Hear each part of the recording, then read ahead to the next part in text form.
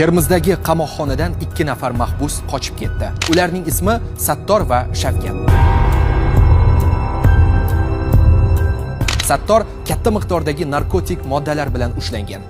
Shavkat esa qotillikda ayblangandi.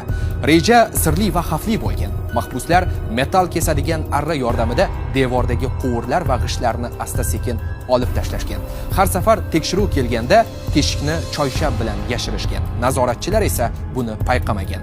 Birinchi kun bir nechta g'isht olib tashlangan. Ikkinchi kun devor yanada chuqurlashgan. Uchinchi kun tongi. Ular devordan pastga tushib, hojatxona va ma'muriyat binosi orqali hibsxonadan butunlay qochib ketishgan. Ularning maqsadi Afg'onistonga borib yashash edi, ammo 3 kunlik qidiruvdan so'ng mahalliy chegara hududida qo'lga olingan. 1997-yil oxirida yuz bergan bu qochish hodisasi O'zbekistondagi eng shov-shuvli va jasoratga to'la voqealardan biri sifatida tarixda qoldi.